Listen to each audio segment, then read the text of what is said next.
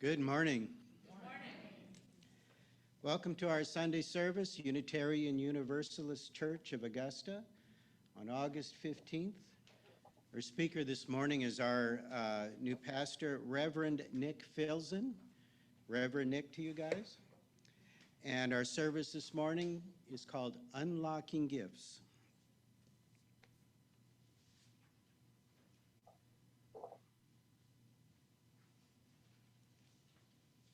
Good morning. My name is Barbara Bowen, and I am your church treasurer. And I have a few announcements. First off, welcome to our visitors. If this is your first time at our Sunday service, please fill out one of these blue cards that you should find in the seat pocket in front of you. And you can leave it at the visitors table down the hall when you leave. And if you are comfortable doing so, at this time, please rise and embody your spirit and tell us your name so we can welcome you. If you're a visitor. Do we have any that would like to stand? I think the orange name tag gives away. Daleen Keebler. Welcome. I'm Jen Logan. I'm visiting from St. Petersburg. Welcome to all of our visitors this morning. Unfortunately, due to the COVID Delta variant, the church is returning to phase 4 of the reopening guidelines. In short, masks and social distancing are required for everyone over the age of 2 at indoor gatherings, regardless of vaccination status. There will be no drinking or eating indoors at the church to ensure everyone remains masked. Further details are in your e-announcements. The UUCA Parents Group will meet today at 12:15 p.m. We will be planning the direction of this group for the coming year. In the event that childcare is not available, check with Reverend Kim, we will have a brief discussion outside on the playground while we let the kids play for a few minutes. Our rummage sale and wine pull fundraisers are happening today and next Sunday after the service. Rummage sale treasures from our RE past and a few things no longer needed in the minister's office await you in the family ministry wing. Items are not individually priced. Please donate from your heart as you see fit. The wine pull fundraiser will take place in the common area at the same time, also this week and next. Featuring international wines, this blind pull of white ribboned bags containing white wine and red ribboned bags for red wine has a suggested minimum donation of $15 per bottle. Proceeds from both fundraisers go to the general church budget. The monthly meeting of the Church Board of Trustees will take place this Thursday at 6 p.m. in the common room. Contact Alan George with any questions. Please join us for our August intergenerational outing on Saturday, August 21st at 11:30. We will gather at the West Dam Recreation Area at Clarks Hill Lake in Appling for swimming, a beach picnic, bring your own food, and lots of socializing. Parking admission is $5 per car. Bring your own picnic lunch. Contact Abigail Drescher or Reverend Kim Miner with any questions. May this be a day of shared joy across our generations. The worship team is looking for more collaborative and co-creative people to join this integral team. To worship or worth shape is simply to shape and consider that which has worth. If you're interested in being part of shaping our lives together here, this team would be a great fit for you. Please speak with Reverend Nick or Jezebella Knott. And we have a paid position for a nursery worker needed. We need a child care professional to staff the nursery during Sunday services to continue giving everybody what they need on Sunday mornings. This person cannot be a church member. Please contact Marsha Wurst if you know of a candidate we should consider. And again, this is a paid position. As always, remember to take a look at the weekly e-announcements and the UUCA public calendar for details and contact information about other upcoming events.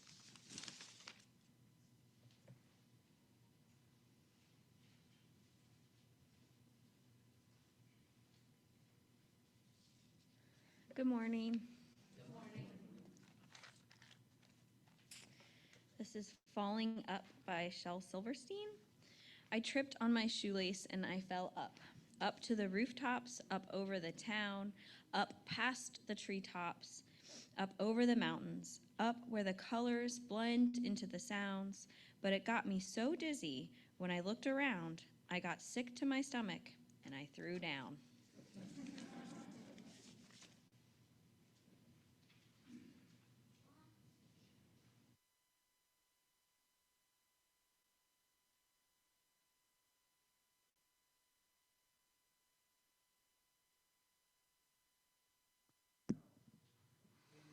Rise in body or spirit as you are able.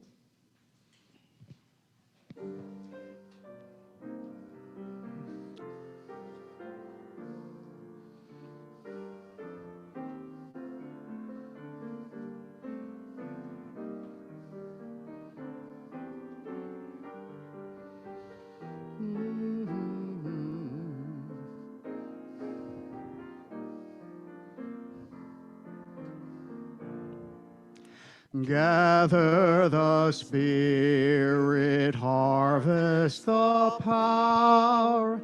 Our separate fires will kindle the flame. Witness the mystery of the hour.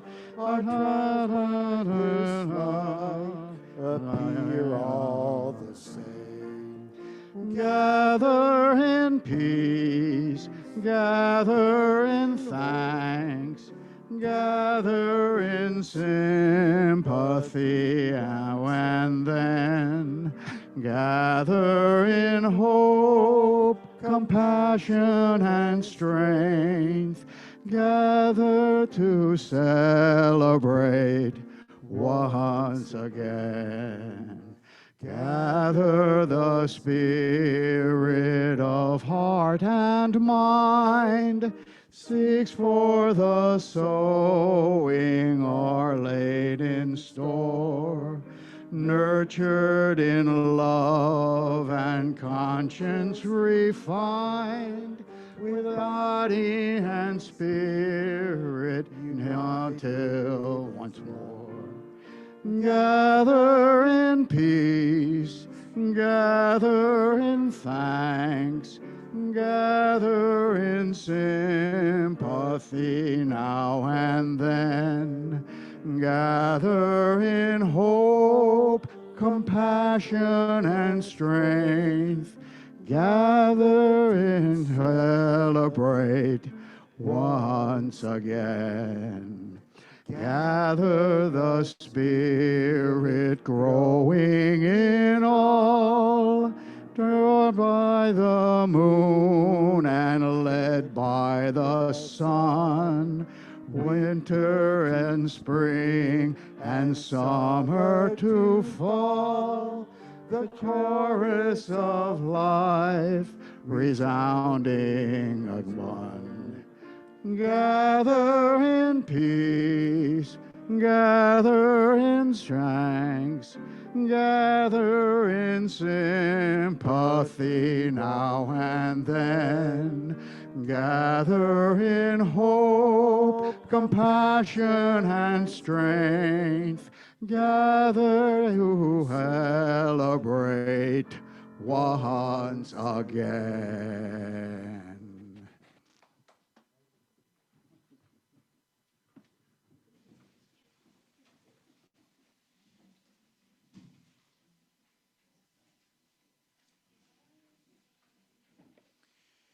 Hello, my name is Marika Bhattacharya, and I'm a member of your pastoral care team. Now is the time in our service when each of us is invited to share the joys and sorrows that have recently come into our lives. We will start by recognizing those of you here in the sanctuary. Those who would like to share a joy or sorrow, please come forward and form a line. Thank you. In the meantime, I want to remind you that these are personal comments, and in our recording of the service, the sound is turned off during joys and sorrows. We will start by first remembering those. I'm Jan Parsons with the membership team. This morning we are taking a small step, getting back to our church life. We are welcoming people who have signed the book since our last ceremony. It's been a while. This is a curtailed celebration. There is no cake today. But what is not curtailed is the joy that we feel welcoming new people into our congregation. Some folks will be here in-house, some will be on Zoom. Those in-house, as I call your name, if you will join me up here to my right. Arwen Kiss, Natalie Reese, Jackie Rogers, Amanda Randolph, David McDermott, Corin Woods, Michelle Gara, William and Valerie Webster, Nicole and Nathan Sanders, and having signed the book a few minutes ago, Sheila and Dave Mulhern.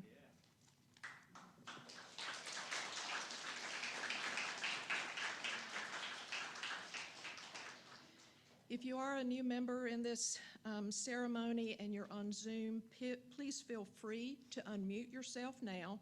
Speak the words as they appear on the screen along with our people here. Those other folks on Zoom, please do not unmute yourself. Please remain muted throughout when you're reading your part of the ritual to avoid too much cacophony.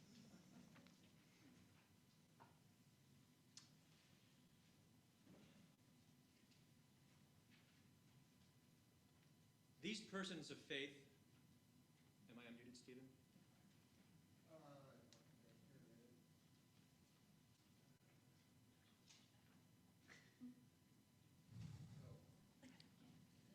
These persons of faith come before us now to proclaim together their decision to formally become part of this religious community.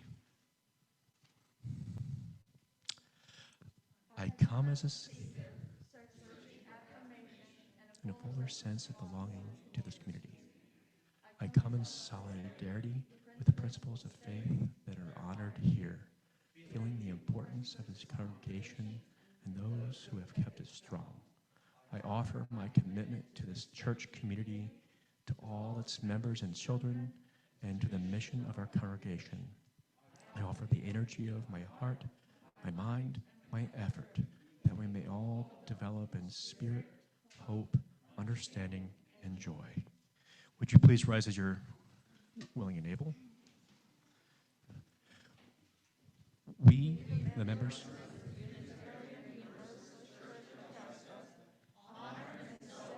your decision to become part of our shared and responsible search for truth and meaning. And we greet you with joy. Your presence here will enrich us, and your offering of self encourages us all toward a life of greater wholeness. We covenant with you and all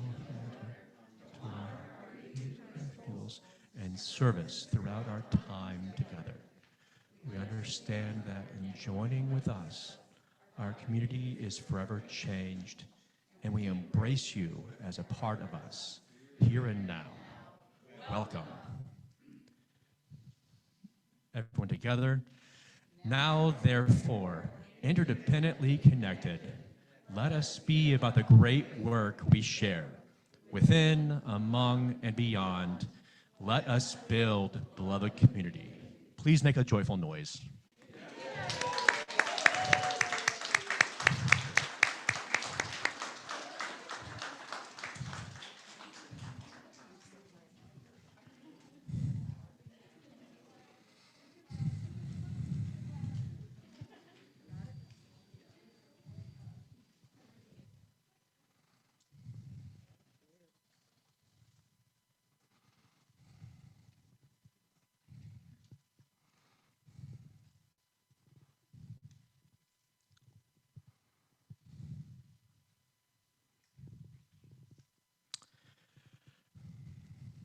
What a great day.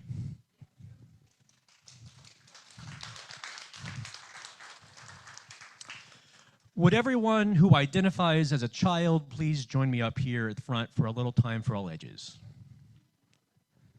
If you'd like. No pressure.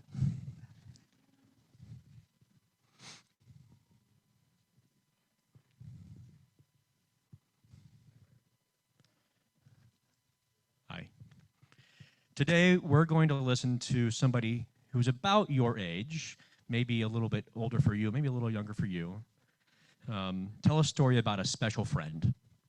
A friend who frequently offers him the gift of seeing the world in a new and unique way. If you want, feel free to think about some questions or comments to share after he's done telling his story. You don't have to, but if you want to, you can think about that. And remember, like our storyteller says, his friend is perfect the way he is, just like each of you. So I hope you'll enjoy.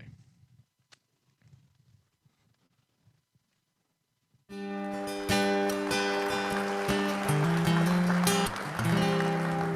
it plugged in?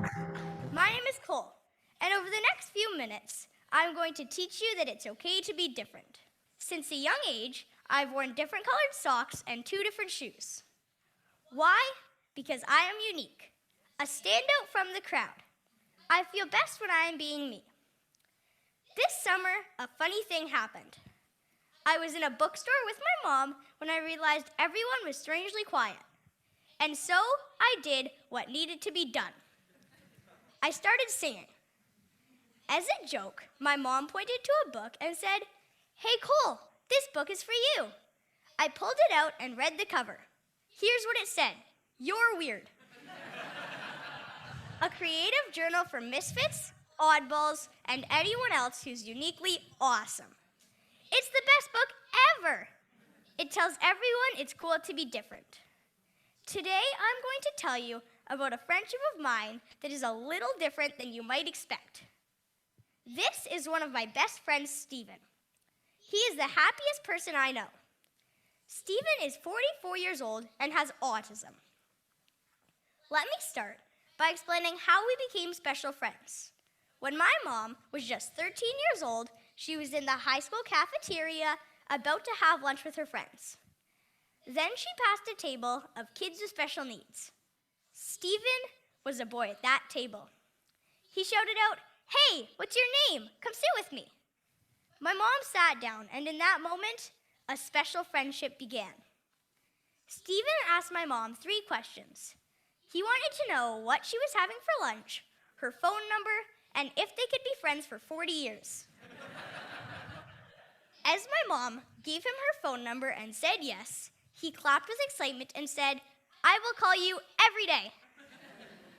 Ever since that day, in 1988, he has kept his promise and called our house every single day.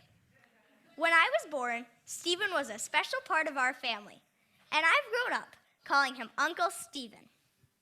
Stephen is included in family dinners, he comes to my soccer games, he loves watching movies with us, and every couple of weeks he has a sleepover. Stephen has had autism his whole life. Autism spectrum disorder refers to a range of conditions characterized by challenges with social skills, repetitive behaviors, speech and nonverbal communications, as well as by unique strengths and differences. My friend Stephen is not able to drive a car, but he is able to memorize every phone number he has ever heard.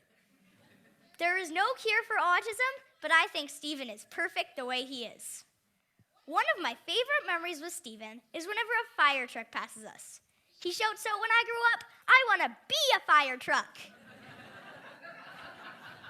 That always makes me smile. He likes the idea of being a fireman, but he loves the idea of being a fire truck.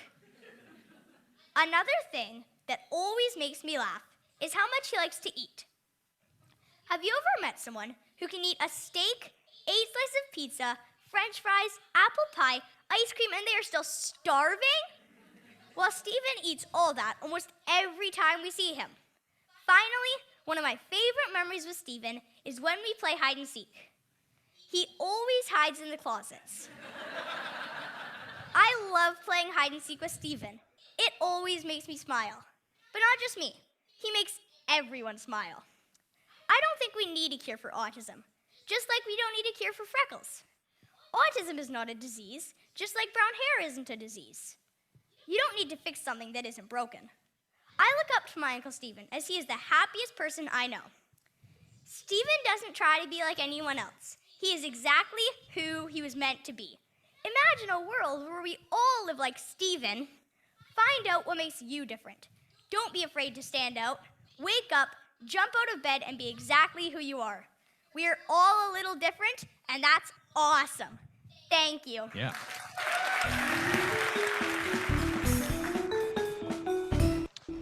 So do you have any questions or comments about that video? And if you don't, that's fine too. And anybody in the congregation can ask if you'd like. And if not, which it looks like we don't, which is okay, we are going to return to our ritual of singing our children out to the RE classrooms. Reverend Kim is back here to take folks who want to go. And David will play for us As You Go. As you go, may joy surround you. As you go, go in peace. Know our love is with you always. As you go, as you go.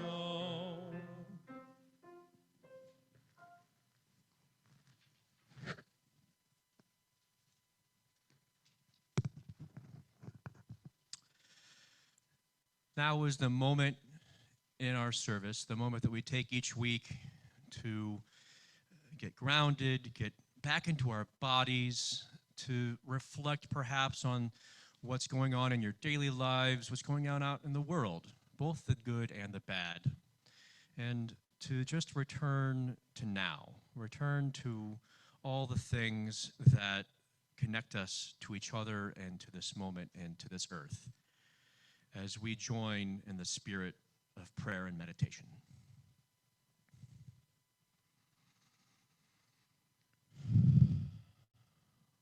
Spirit of life and love and mystery, that which blooms from each of us and the world around us, the holy. Thank you for this day. Thank you for each other and this community.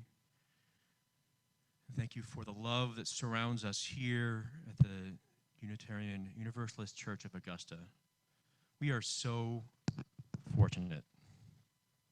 Thank you especially today for humor and silliness and fun and just things that aren't quite what you think they'll be but end up being perfect nonetheless. Thanks for unlocking gifts through us and around us and with us. Thank you for the miracle of seeing and experiencing the world in a new way. May we as a community and as individuals, may we continue to connect with the beauty and joy and just mystery that we experience each day. May we add those types of experiences to each other's lives in relationship. And may we laugh. May we laugh. May we laugh.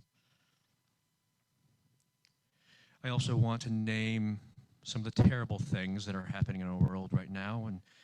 And in spite of our laughter, these things are causing pain nonetheless. Perhaps even more reason to laugh and to smile. Of course, there continues to be so much pain and suffering in the country of Haiti, once again experiencing a tremendous loss of life from an earthquake. The last I read, there were 127 people dead, and at least 1,800 people have been injured. And this is on top of ongoing political strife there. And of course, I'd like to name the renewed resurgence of the Taliban in Afghanistan. As much as we have been a part of making things the way they are there, we are now seeing that it may have been all for naught, and that's something to grieve. And of course, the fires continue to ravage huge portions of this country and the world. And the fact that this last July was the hottest month on Earth since records have been kept.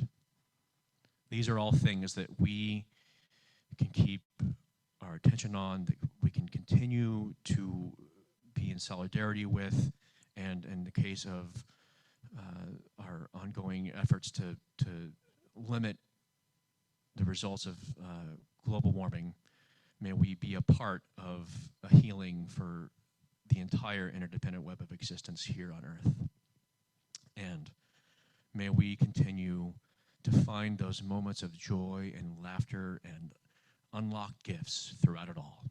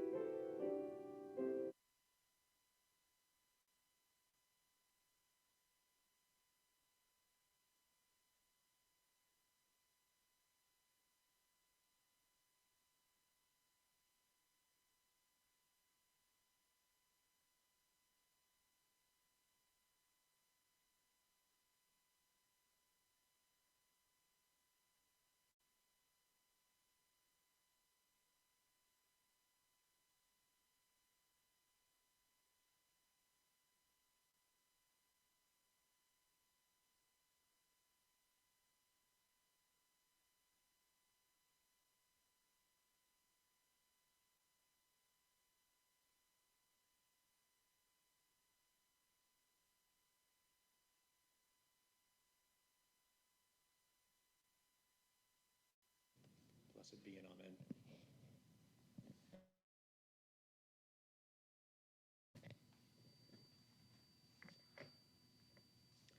Thank you, David. Thank you, Reverend Eck. This is a poem by Naomi Shiabnai. This is called A Valentine for Earnest Man. You can't order a poem like you order a taco, walk up to the counter and say, "I'll take two," and expect it to be handed back to you on a shiny plate. Still, I like your spirit. Anyone who says, "Here's my address, write me a poem," deserves something in reply, so I'll tell you a secret instead. Poems hide. In the bottoms of our shoes, they are sleeping. They are the shadows drifting across our ceilings the moment before we wake up. What we have to do is live in a way that lets us find them. Once I knew a man who gave his wife 2 skunks for a Valentine. He couldn't understand why she was crying. I thought they had such beautiful eyes. And he was serious. He was a serious man who lived in a serious way. Nothing was ugly just because the world said so. He really liked those skunks. So he reinvented them as Valentines, and they became beautiful, at least to him. And the poems that had been hiding in the eyes of skunks for centuries crawled out and curled up at his feet. Maybe, if we reinvent whatever our lives give us, we find poems. Check your garbage. The odd sock in your drawer, the person you almost like but not quite, and let me know.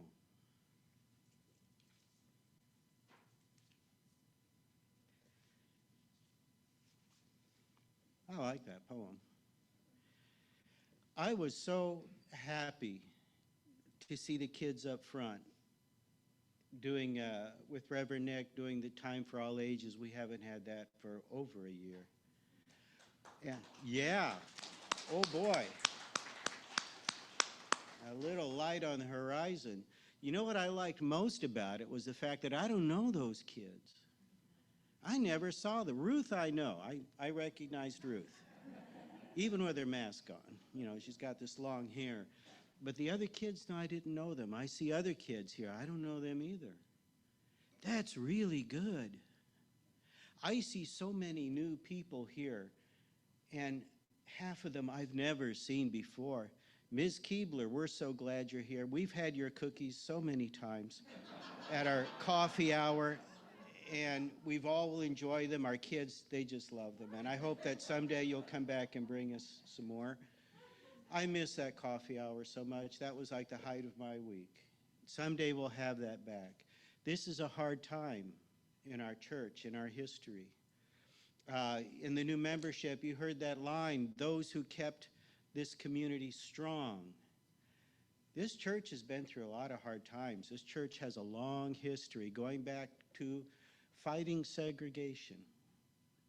And there are people, including some people still sitting in this room or on Zoom, who kept it alive through its worst times. This is a historic time, and we are grateful for every one of you, new or old, who are sticking with us at this time.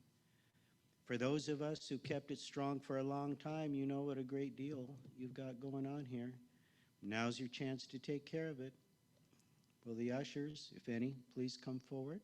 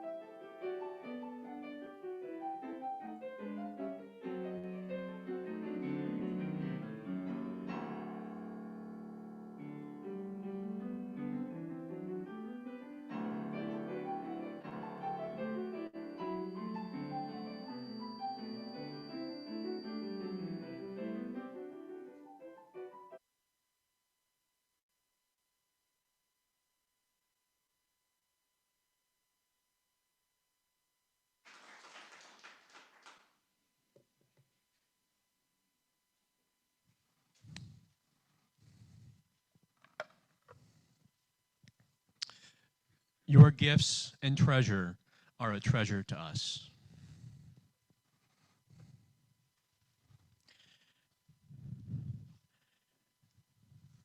And David, that arrangement of simple gifts is a treasure. Thank you for that gift.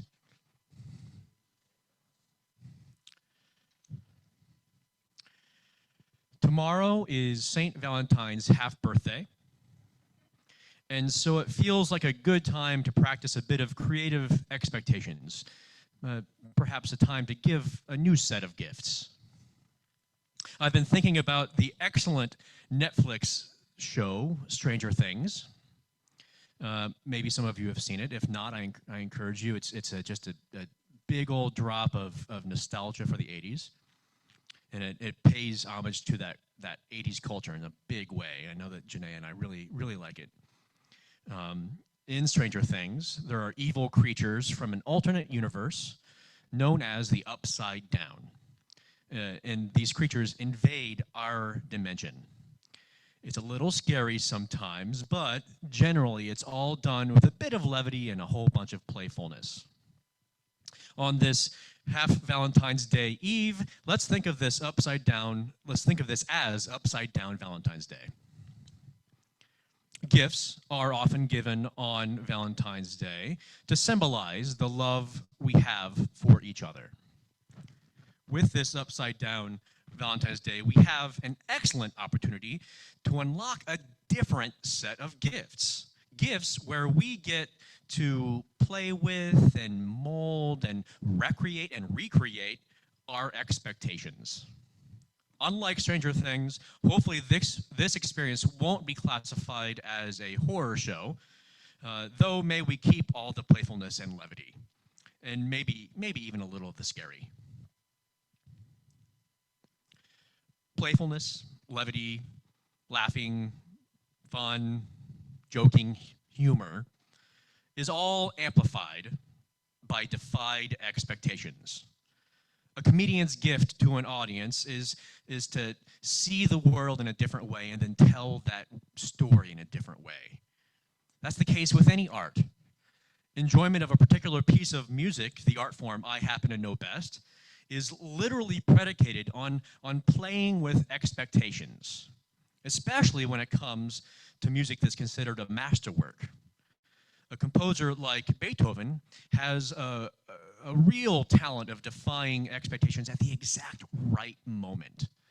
They've figured out that the precise time to go from tension to release, figuring out that moment to be just beyond what somebody expects is the real gift.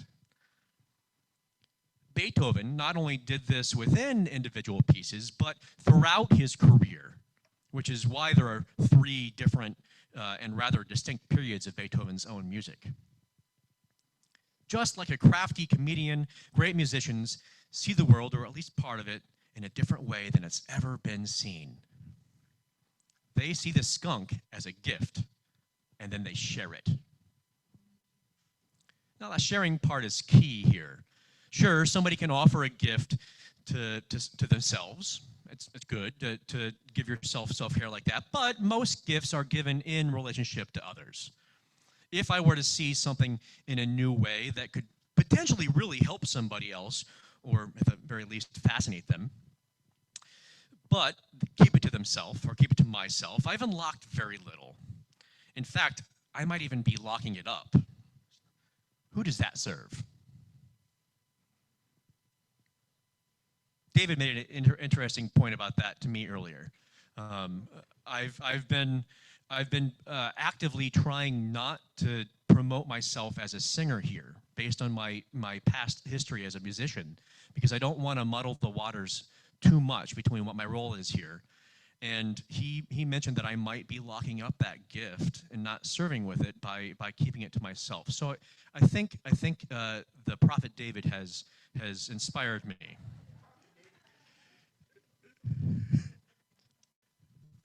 Let's experiment with that. Now, let's chat about the scary a bit. The horrific aspect of Stranger Things, which does apply to our context here. We humans are typically creatures of habit. I don't know if you knew this, but change comes hard for us.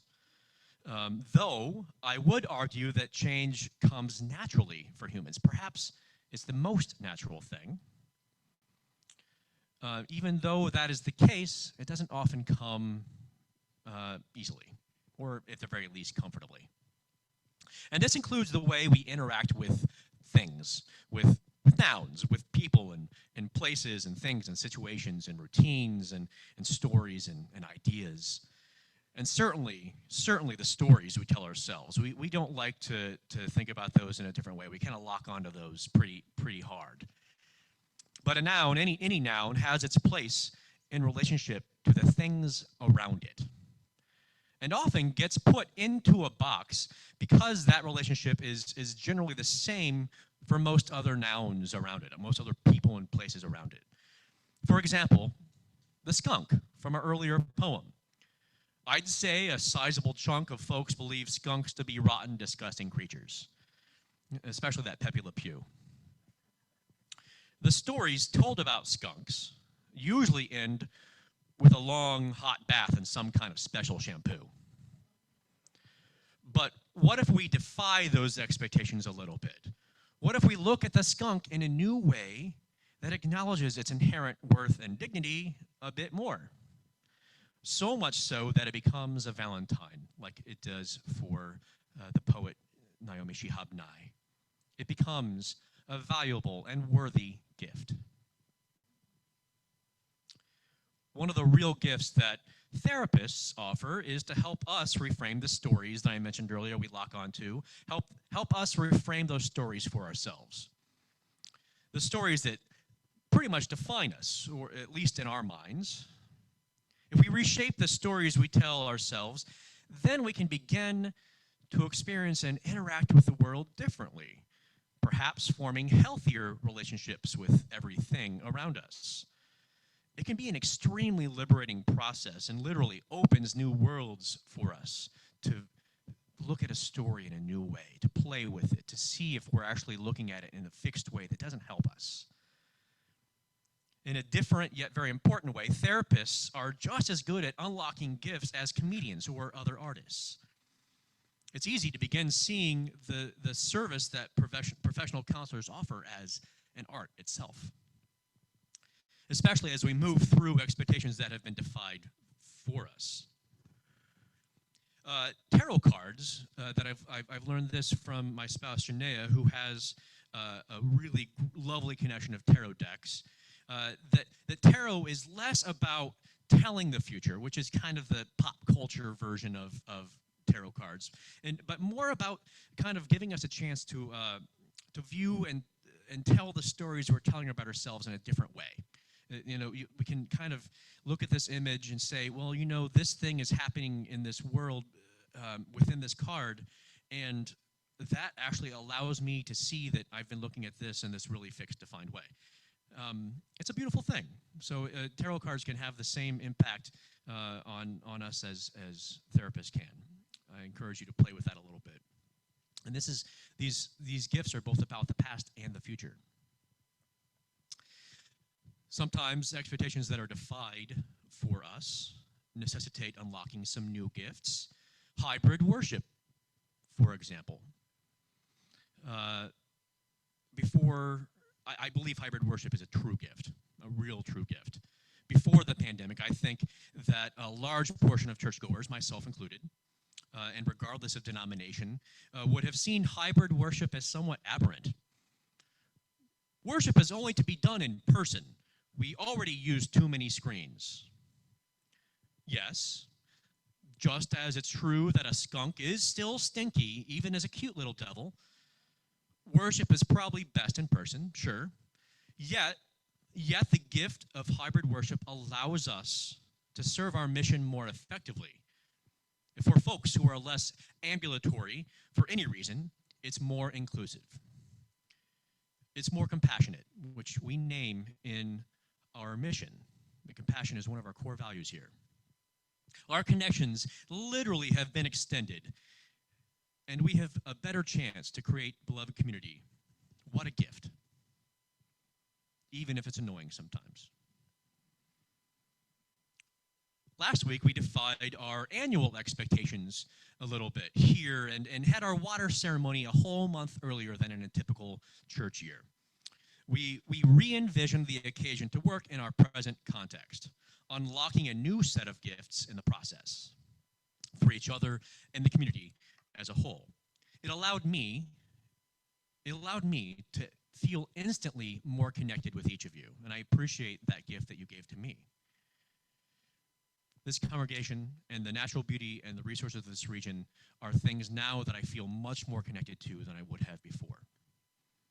Waiting to have the in-gathering until next month just didn't feel like the right timing.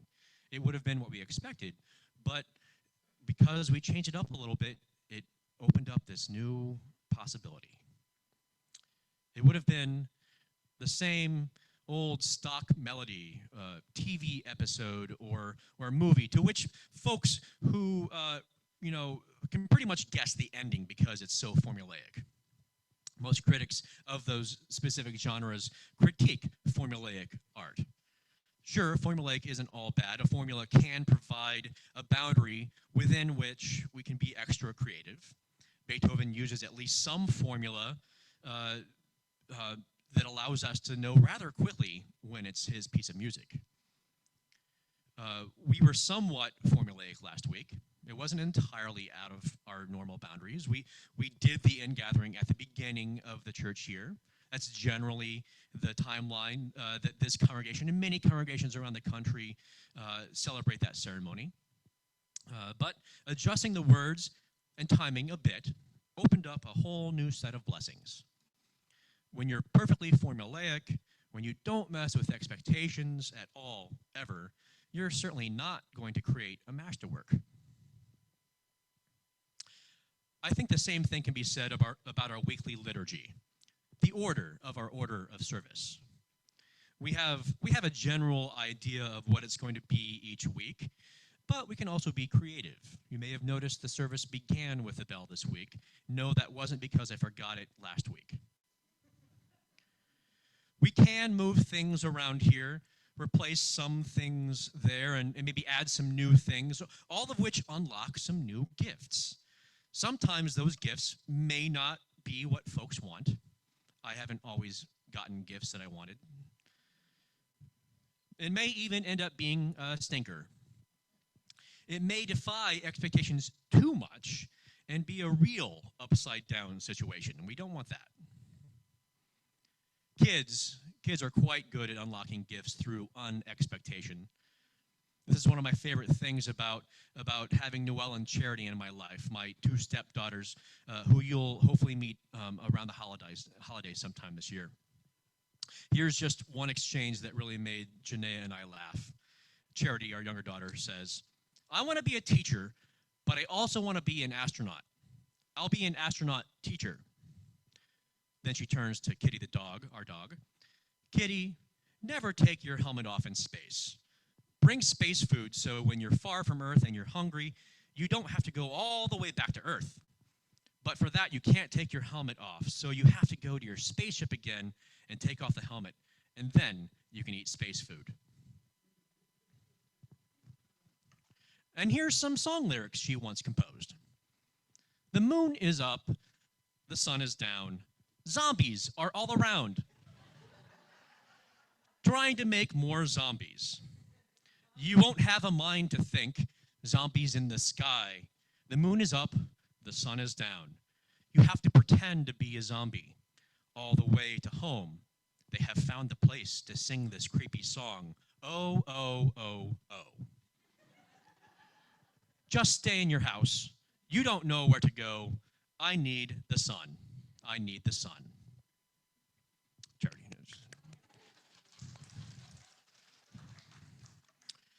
And here's a much more simple gift from Noelle, who, while snuggling with her mom, and who constantly drops unexpected wisdom bombs. "Do you know why it's good to spend time together? Because it gets more love in our hearts." Truth, girl, truth. Kids who are neurodivergent in some way have a real knack of unveiling hidden gifts, hence the story for all ages today. That said, I want to be cautious about tokenizing, parading, or patronizing folks who have any kind of dis or different ability. Each individual deserves acknowledgement and to be seen, truly seen, as worthy of agency, as ownership of their own self, perfect as they are, seen as whole so that they might be whole.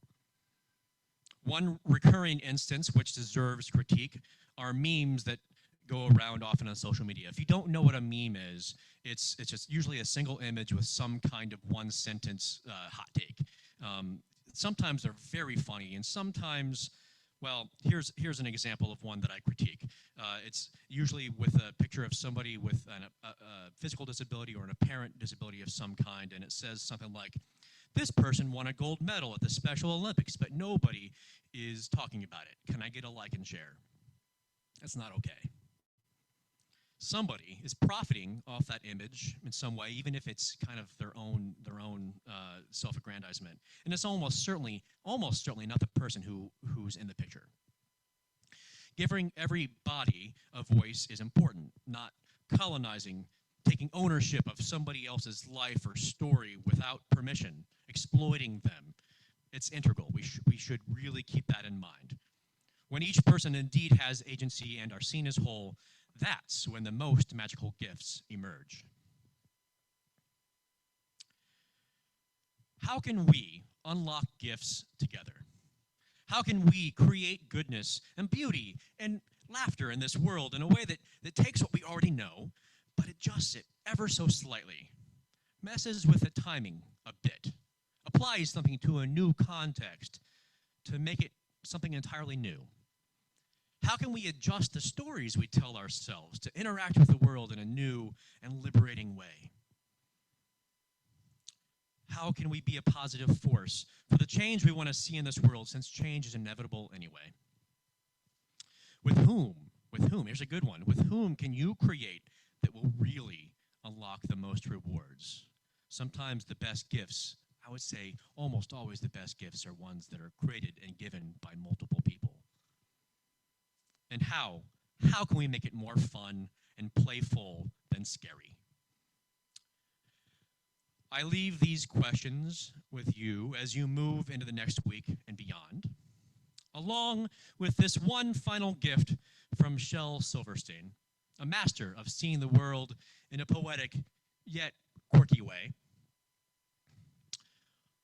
On the planet of Mars, they have clothes just like ours. And they have the same shoes and laces. I don't have laces today. And they have the same charms and graces. And they have the same heads and faces. But not in the very same places.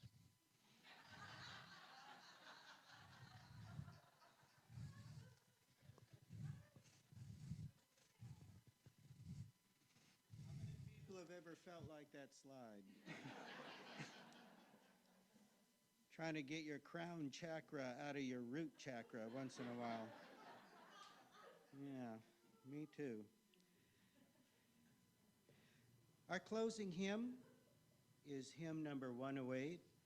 Life flows on in endless song. Please rise in body or spirit as you are able.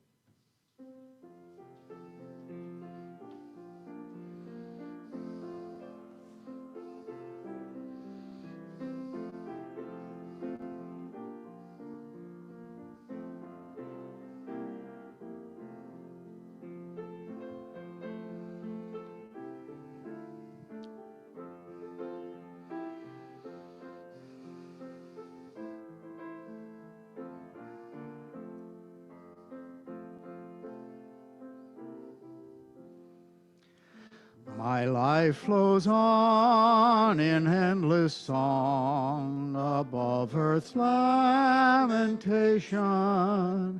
I hear the real, though far off hymn that hails a new creation. Through all the tumult and the strife, I hear the music ringing in sounds of echo in my soul. How can I keep from singing? What tempest round my toe, I know the truth in liveth. What through the darkness round me close, songs in the night it giveth. Though some can shake my inmost calm, while in that wreck I'm thinking, since love tells in heaven and earth, how can I keep from singing? When tyrants tremble as they hear the bells of freedom ringing, when friends rejoice both far and near. How can I keep them singing? In prison hell and dungeon vile, our thoughts in them are winning. When friends by name I have made light, how can I keep from singing?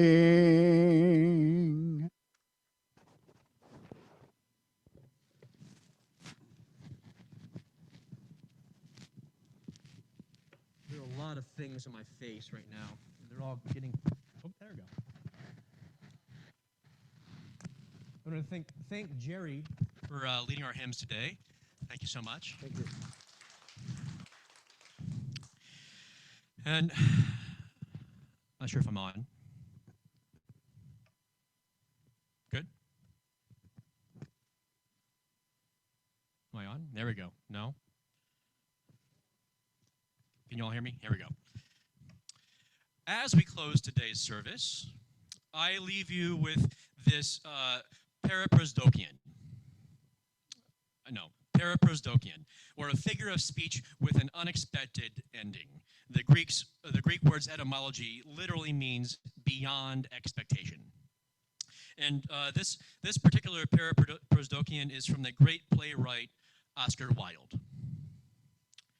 Some cause happiness wherever they go, others whenever they go.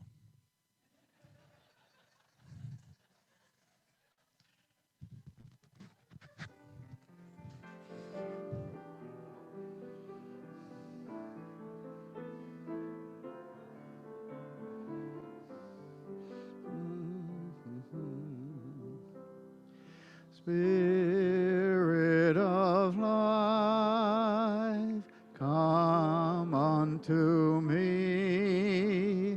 Sing in my heart all the stirrings of compassion. Blow in the wind, rise in the sea, move in the hand, giving life the shape of justice. Roots hold me close, wings set me free. Spirit of life, come to me, come to me.